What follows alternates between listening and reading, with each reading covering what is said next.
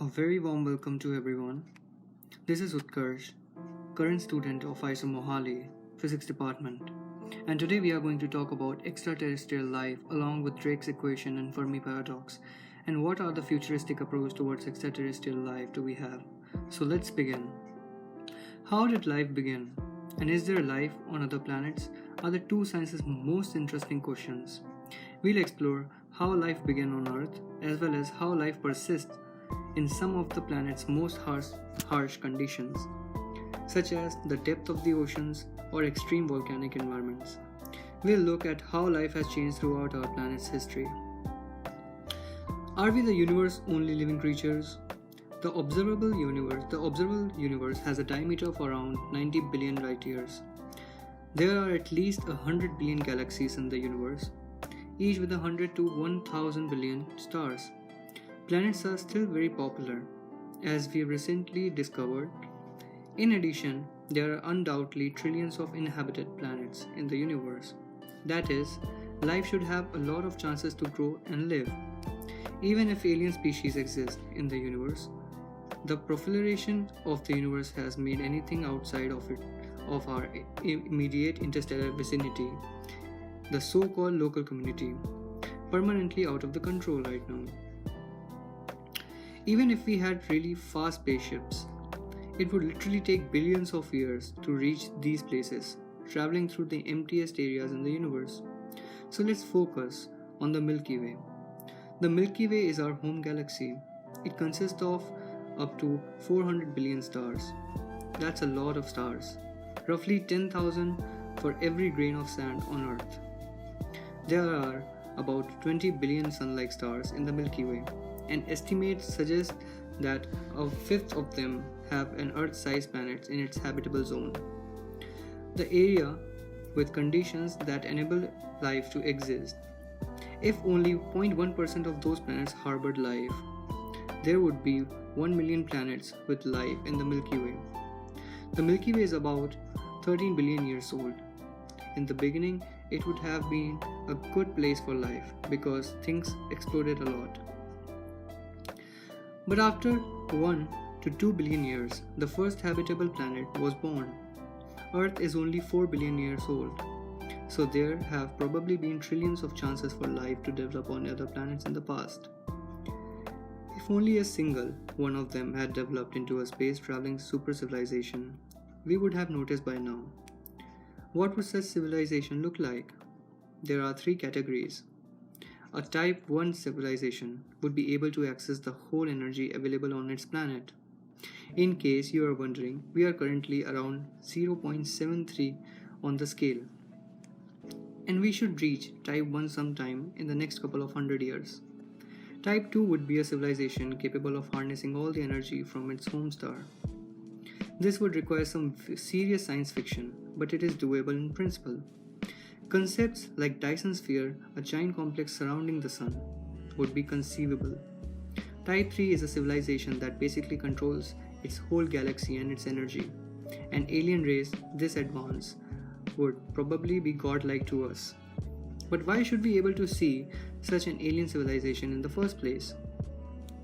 If we were to build a generation spaceships that could sustain a population for around 1000 years, we could colonize the whole galaxy in 2 million years. Sounds like a long time, but remember the Milky Way is huge, so if it takes a couple of million years to colonize the entire galaxy, and there are possibly millions, if not billions of planets that sustain life in the Milky Way, and these other life forms have had considerably more time than we have had, then where all the aliens are? This is Fermi paradox, and nobody has the answer to it. What is more shocking idea that thousands of alien civilizations are humming away in our galaxy right now, or that there is now considered the number of involved we live in our universe with billions upon billions of stars. Our Milky Way galaxy has at the lowest estimate 100 billion stars or suns, and at the highest estimate 400 billion suns. The Milky Way is only one of millions of galaxies out there in the vast cold void. of space. So even if the probability of intelligent life emerging is exceedingly small, the sheer number of stars in the heavens would suggest that we really are not alone. One man who tried to solve this astronomical conundrum was Frank Drake. He listed all the equations that scientists would need to answer in order to predict the number of detectable civilizations in the galaxy. He then realized that if all of the quotient were multiplied together, you would have the estimate for the number of detectable civilization. And so the Drake equation was born. The Drake equation is a probabilistic argument used to estimate the number of active communicative extraterrestrial civilization in the Milky Way galaxy. The equation was written in 1961 by Frank Drake, not for purposes for quantifying the number of civilization, but as the way to stimulate scientific dialogue as the first scientific meeting on the search for extraterrestrial intelligence. The equation summarizes the main concept which scientists must contemplate when considering the question of the other radio communicative life. It is more properly thought of as an approximation than as a serious attempt to determine a precise number. Criticism related to Drake equations focuses not on the equation itself, but on the fact that the estimate values of several of its factors are highly conjectural. The combined multiplicative effect being that the uncertainty associated with any derived value is so large that the equation cannot be used to draw firm conclusions. So here, our x refers to the yearly rate of the star formation in our galaxy. The next term in the equation is Fp, or the fraction of stars that actually have planetary systems. So now that we have got planets, how many of those planets are actually habitable? There is still a lot we don't know about extrasolar planets. So it's difficult to put an exact figure on Na. You can have the potential for life, but how many actually do support life? This is represented by Fl and V in the Drake's equation. Fl is the number of habitable planets where intelligence actually arises. Drake was interested in using radio astronomy to seek out the extraterrestrial civilization, so his original formulation of the equation factored in the likelihood they would communicate in ways that we could detect, represented by Fc. Back in 1960s, it was widely believed that radio would be the communication technology of choice for an advanced civilization. In fact, our own planet has been telegraphing evidence of our technological civilization for nearly 80. There are hundreds of stars within 80 light years of Earth that could conceivably have a life, but would other intelligent civilizations even use radio perhaps? It's too trivial for them, like smoke signals are to us. There is also the possibility that the alien civilization would deliberately mask its presence from its neighbor. You can make a case that some civilizations may be hostile, therefore betraying your existence to them. Maybe not too smart. The final term in the Drake's equation is a little bit depressing. What's the average length of the time a technological civilization stays detectable? Drake himself was worried that an advanced civilization might not be able to detect for very long. It's possible that many civilizations are easily detectable for only a short period of time, even though they continue to thrive for thousands and millions of years. So what's the answer according to Drake's original calculation in 1961?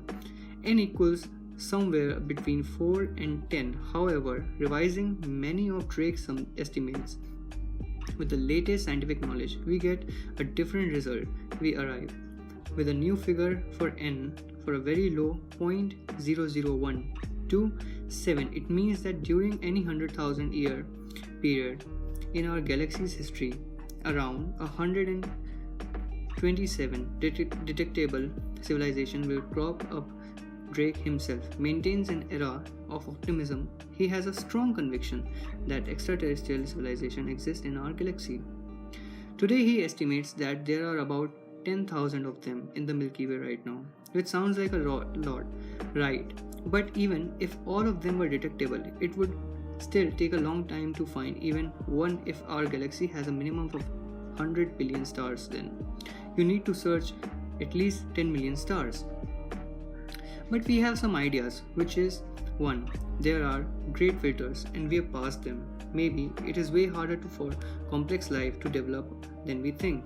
The process allowing life to begin hasn't yet been completely figured out. And the conditions required may be really complicated.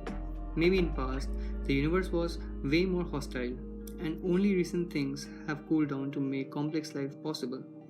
This would also mean that we may be unique, or at least one of the first, if not the first civilization in the entire universe. Second point, there are great filters and they are ahead of us. This one would be really bad. Maybe life on our level exists everywhere in the universe, but it gets destroyed when it reaches a certain point, a point that lies ahead of us. For example, awesome future technologies exist, but when activated, it destroyed the planets. If this is true, then we are closer to the end than the beginning of the human existence.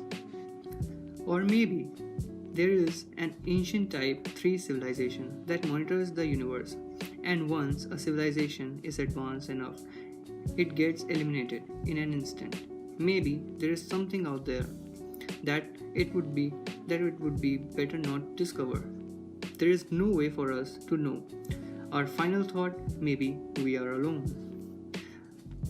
The concept of extraterrestrial life, and particularly extraterrestrial intelligence, has had a major cultural impact, chiefly in work of science fiction. Over the years, science fiction communicated scientific ideas, imagined a wide range of possibilities, and influenced public interest in and perspectives of extraterrestrial life. One shared space is a debate over the wisdom of attempting communications with extraterrestrial intelligence. Some encourage aggressive methods to try for contact with intelligent extraterrestrial life. Others, citing the tendency of technology, advanced human society to enslave or wipe out less advanced societies, argue that it may be dangerous to actively call attention to Earth. Right now, we have no evidence that there is life beside us. Nothing. The universe appears to be empty and dead. No one sending us messages, no one answering our calls. We may be completely alone, trapped on a tiny moist mud ball in an eternal universe. If we let life on this planet die, perhaps there would be no life left in the universe. Life would be gone, maybe forever. If this is the case, we just have to venture to the stars and become first type 3 civilization. To keep the delicate flame of life existing and to spread it until the universe breathes its final breath and vanishes into oblivion. The universe is too beautiful not to be experienced by someone, but the scientists across the globe are trying to figure out new ways to break this belief.